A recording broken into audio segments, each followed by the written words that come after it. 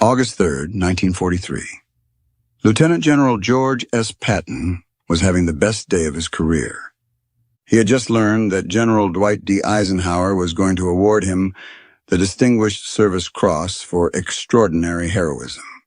3 weeks earlier, during the invasion of Sicily, Patton had personally commanded troops on the beaches at Gela when a German counterattack threatened to push American forces back into the sea. Patton had stood in the open under enemy fire, directing naval gunfire and rallying his men. He had saved the invasion, and now Eisenhower was going to pin a medal on his chest. That afternoon, Patton decided to visit his wounded soldiers at the 15th Evacuation Hospital near Nicosia. He wanted to shake hands with the men who had bled for victory. He wanted to thank them personally. What happened in that hospital tent would nearly destroy everything Patton had built. It would trigger a cover-up involving 60 reporters. It would bring politicians in Washington howling for his scalp. And it would take Eisenhower risking his own career to save America's most aggressive general from the men who wanted him gone forever. Patton arrived at the 15th Evacuation Hospital around noon. The commander, Colonel Donald Currier, walked him through the recovery ward. Patton moved from bed to bed, shaking hands with wounded soldiers. He praised each man. He patted heads. He told them what a fine job they had done. The nurses watched as the famous general with the pearl-handled revolvers brought tears to the eyes of boys who had faced German tanks and artillery. Then Patton came to a soldier sitting on a stool in the middle of the ward, Private Charles H. Kuehl, 27 years old, from Mishawaka, Indiana. He was wearing the lining of a steel helmet and appeared to have no visible wounds. Patton asked what was wrong with him. Kuehl said he was nervous. He said he guessed he just couldn't take it. Something snapped in Patton. He called Kuehl a coward. He called him a yellow-bellied bastard. He slapped the soldier across the face with his gloves. Then he grabbed Kuehl by the collar, dragged him to the entrance of the tent, and kicked him out into the Sicilian sun. "Don't admit this son of a bitch," Patton bellowed at the doctors staring at him in shock. "I don't want yellow-bellied bastards like him hiding their cowardice around here, stinking up this place of honor." Then Patton walked out and continued his tour of the front lines. 1 week later, on August 10th, Patton visited another evacuation hospital near Santo Stefano. His 7th Army was closing in on Messina. Victory was within reach. In the ward, Patton encountered Private Paul G. Bennett, a field artillery gunner from North Carolina. Bennett was shaking. He was dehydrated and feverish. He had watched his best friend get torn apart by enemy fire. Bennett had been in combat since the North Africa campaign. He had never shirked his duty, but something had broken inside him that he couldn't explain. Patton asked what was wrong. Bennett said it was his nerves. He said he couldn't stand the shelling anymore. This time, Patton didn't just slap him. He pulled his pistol. He shoved the weapon in Bennett's face. He screamed that Bennett was a goddamn coward and a disgrace to the Army. Then he slapped Bennett across the face so hard the sound echoed through the tent. When Bennett started crying, Patton slapped him again. Doctors and nurses rushed toward them. The hospital commander physically stepped between Patton and Bennett to stop the assault. Patton stormed out, still screaming about cowards and malingerers. That night, Patton wrote in his diary. He said companies should deal with such men, and if they shirk their duty, they should be tried for cowardice and shot. Word spread fast. The nurse who witnessed the second incident told her boyfriend, a captain in public affairs. He told reporters. Within days, every American and British correspondent covering the 7th Army knew what Patton had done. 60 journalists. All of them had the story. All of them knew that striking a subordinate was a court-martial offense. All of them understood that this could destroy Patton's career. Not one of them wrote a word. Demery Bess of the Saturday Evening Post took the lead. He gathered the correspondents together and organized an informal investigation. They interviewed the doctors, they interviewed the nurses, they interviewed soldiers who had witnessed both incidents. Then Bess went to Eisenhower's headquarters in Algiers and presented his findings. He told Eisenhower that the reporters had agreed to kill the story. "We're Americans first and correspondents second," Bess said. "But every mother in America would figure her son is next to be slapped. This cannot come out." Eisenhower was already aware of the incidents. The hospital commanders had filed official reports that worked their way up the chain. Now he had to decide what to do about his most aggressive general. Eisenhower understood exactly what was at stake. If he relieved Patton, he would lose the most feared combat commander in the American Army. The Germans respected Patton more than any other Allied general. They tracked his movements.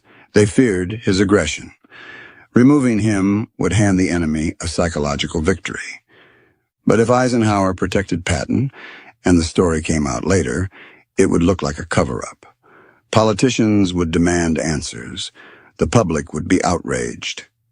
Eisenhower's own career could be destroyed. Eisenhower dictated a letter to Patton that walked a careful line. "I clearly understand that firm and drastic measures are at times necessary in order to secure the desired objectives," Eisenhower wrote. "But this does not excuse brutality, abuse of the sick, nor exhibition of uncontrollable temper in front of subordinates." Eisenhower said he was not opening a formal investigation, but his warning was sharp. "I must so seriously question your good judgment and your self-discipline as to raise serious doubts in my mind as to your future usefulness." Privately, Eisenhower told his staff what he really believed. "If this thing ever gets out, they'll be howling for Patton's scalp. That will be the end of Georgie's service in this war. I simply cannot let that happen. Patton is indispensable to the war effort. He's one of the guarantors of our victory." Eisenhower ordered Patton to apologize, not just to the two soldiers, to everyone who had witnessed the incidents, to every division in the 7th Army. Patton resisted. He thought he had done nothing wrong, but Eisenhower was not asking. He was ordering. On August 21st, Patton went to Paul Bennett's bedside and shook his hand. He apologized. That night, he wrote in his diary that it was rather a commentary on justice when an Army commander has to soft-soap a skulker to placate public opinion. Then Patton went on a tour of his divisions. At each stop, he gathered as many men as possible and gave a speech. He explained that he had conducted himself in a way unbecoming to an American officer. He apologized. Patton finished his apology tour and waited to see if his career would survive. For 3 months, the story stayed buried. 60 reporters kept their word. Then on November 21st, 1943, at 7 p.m. Eastern Time, a radio commentator named Drew Pearson opened his weekly broadcast with a sensational story. Pearson reported that Lieutenant General George S. Patton had struck a soldier in a field hospital in Sicily. He said Patton had been severely reprimanded by General Eisenhower. He added that he didn't expect Patton to be used in important combat again. The story exploded across America. Pearson was known for breaking stories that other journalists wouldn't touch. He had sources everywhere. He had no loyalty to gentlemen's agreements he hadn't been part of. The next day, Eisenhower's headquarters released a statement saying Patton had never been reprimanded at any time by General Eisenhower or by anybody else in this theater. It was technically true. Eisenhower had written a letter of censure, not a formal reprimand, but the denial fooled no one. Congress erupted. Representative Jed Johnson of Oklahoma called Patton's conduct despicable. He demanded that Patton be removed from command immediately. Representative Charles Hoven of Iowa, himself a combat veteran of the First World War, said that tyrants like Patton had no place in the Army. Senator Robert Reynolds of North Carolina declared that Patton should be brought home and forced to apologize to the American people.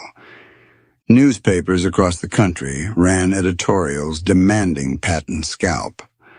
Letters poured into the War Department. Some defended Patton. Many more condemned him. The 60 reporters who had kept the story quiet now had to explain themselves. Some admitted they had made a deal with Eisenhower. The question now was simple. Would Eisenhower sacrifice Patton to satisfy the politicians? Or would he stand by his general? Eisenhower refused to break. He sent a message to the War Department defending his decision to retain Patton. He explained that Patton was too valuable to lose. He cited the Sicily campaign's success. He argued that Patton's abilities as a combat commander outweighed his failures as a human being. Secretary of War Henry Stimson backed Eisenhower publicly. He told Congress that the decision to retain Patton was a military judgment that should be left to the commander in the field. Army Chief of Staff George Marshall also supported Eisenhower's decision. He sent a private message reminding people of what President Lincoln had said when critics demanded he fire Ulysses Grant. "I can't spare this man. He fights." The comparison was deliberate. Grant had been called a drunk. Grant had been called a butcher. Grant had won the Civil War. Patton had slapped 2 soldiers. Patton might win this war. In the middle of the firestorm, something unexpected happened. Private Charles Cool, the first soldier Patton had slapped, spoke to reporters. He didn't condemn Patton. He said he thought the general was suffering a little battle fatigue himself. Cool had returned to combat after his time in the hospital. He would later land at Normandy on D-Day with his unit. He had no desire to destroy the career of the general who had humiliated him. Paul Bennett, the second soldier, also returned to duty. He served throughout the rest of the war. He never publicly attacked Patton. The men Patton had called cowards proved they weren't cowards. They went back to fighting, and they showed more grace toward Patton than Patton had shown toward them. The public controversy eventually faded, but Patton's punishment continued. For 11 months, George S. Patton held no combat command. He sat in his palace in Palermo while the war raged on without him. His 7th Army was stripped away. Units were transferred to prepare for the invasion of Italy and the eventual assault on France. He watched Omar Bradley, his former subordinate, get promoted. In September 1943, Bradley was selected to command the 1st United States Army forming in England to prepare for the invasion of France. It was the command Patton had wanted. It was the command Patton believed he deserved. Eisenhower said the decision had been made before the slapping incidents became public. Patton didn't believe it. The hardest thing for Patton wasn't the criticism. It wasn't the newspapers calling him a brute. It was sitting idle while other men fought the war he had trained his whole life to fight. Then Eisenhower found a way to use Patton's disgrace. In early 1944, the Allies were planning the invasion of France. They needed to convince the Germans that the main attack would come at Pas de Calais rather than at Normandy, where it would actually land. They created a phantom army called the 1st United States Army Group. It existed only on paper, made of inflatable tanks, wooden aircraft, and fake radio traffic. But a phantom army needed a believable commander. It needed someone the Germans feared. It needed George S. Patton. Eisenhower summoned Patton to England and put him in command of the fake army. German intelligence was convinced Patton would lead the main invasion. They respected him too much to believe the Allies would waste him on a secondary attack. On June 6, 1944, the real invasion hit Normandy. The Germans were caught off guard. Even after D-Day, they believed Normandy was a feint. They kept divisions waiting at Calais that could have crushed the beachhead. By the time they realized the truth, it was too late. The slapping scandal had kept Patton out of the D-Day command, but it had also made him the perfect decoy. On August 1st, 1944, George S. Patton finally returned to combat. He took command of the Third Army as it activated in France. Within weeks, his tanks were racing across the countryside at speeds no one had thought possible. He broke out of Normandy and swept through Brittany. He turned east and drove toward Paris. The Germans who had waited for him at Calais now faced him in the field. They discovered that the reality was worse than the legend. Patton pushed his men harder than any American general. He demanded speed, aggression, constant attack. His Third Army's advance was one of the fastest in military history. The Battle of the Bulge, the crossing of the Rhine, the drive into Germany. Every major operation in the final year of the war featured Patton's Third Army at the point of attack. When Germany surrendered in May 1945, Patton's Third Army had advanced farther and faster than any Allied force. They had captured more enemy territory. They had taken more prisoners. They had killed more Germans. The politicians who had demanded Patton's head now celebrated him as a hero. The newspapers that had called him a brute now called him a genius. 11 months of exile.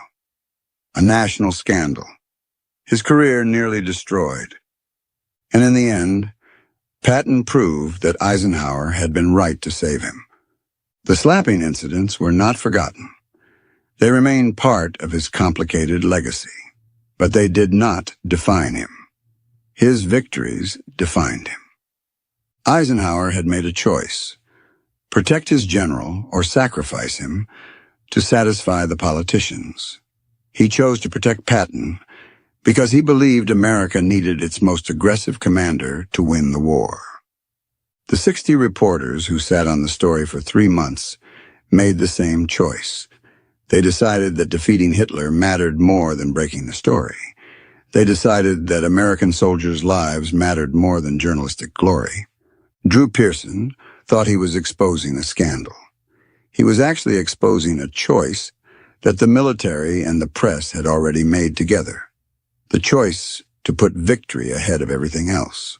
George S. Patton died in December 1945 from injuries sustained in a car accident in Germany.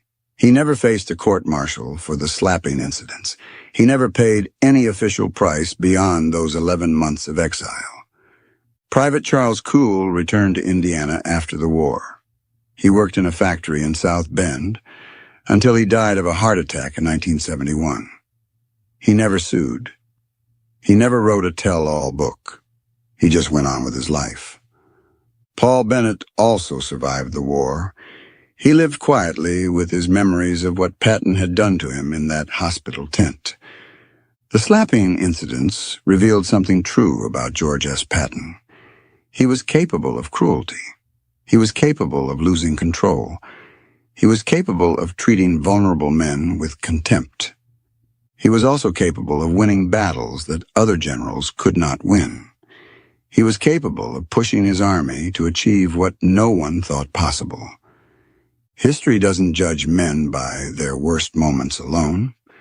It judges them by the sum of what they did. George S. Patton slapped 2 soldiers in Sicily. He also helped win the Second World War. Both things are true. Both things matter. For Eisenhower, for Marshall, for the 60 reporters who kept the secret, the answer was clear. They saved Patton because they needed him. They saved Patton because victory required men who would fight. And when the war was won, no one remembered the politicians who demanded Patton's scalp. They remembered the general who delivered victory.